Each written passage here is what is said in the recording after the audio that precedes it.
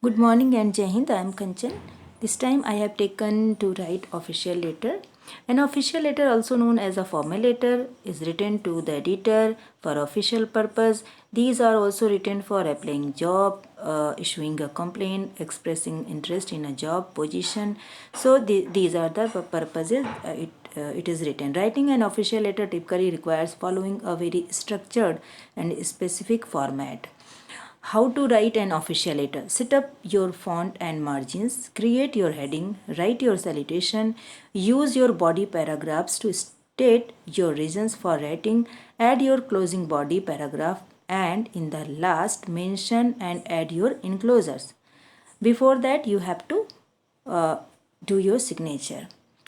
So first set up your font and margins. Before you begin, you want to ensure your letter is not only simple to understand but simple to read as well.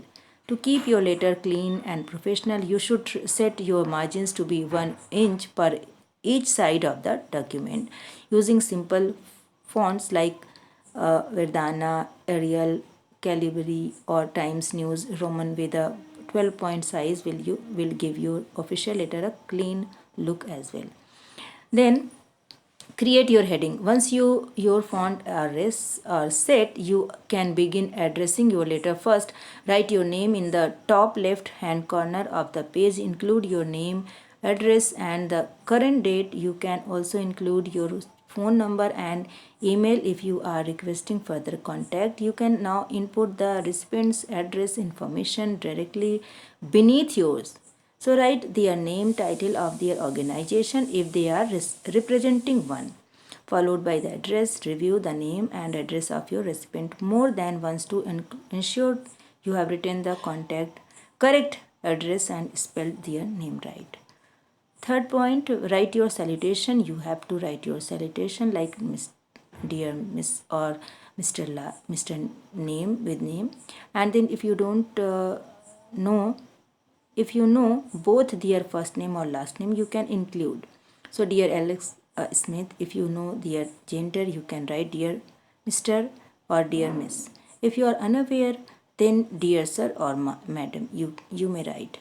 Fourth, use your body paragraphs to state your reasons for writing. The body paragraphs are where you can capture your main points and professionally explain your concerns, opinions, or other information to your recipient. You can briefly introduce yourself and begin by explaining your reason for writing this letter. You can use verbiage such as I am writing to you today because.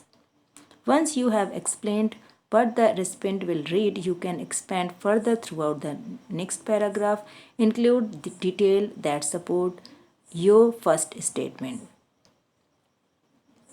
Add your closing body paragraph and signature. To finalize your letter, you can write your conclusion paragraph. This paragraph can be short and will finalize the document by repeating your main point, explaining any possible next steps, or thanking the recipient for taking the time to read your letter.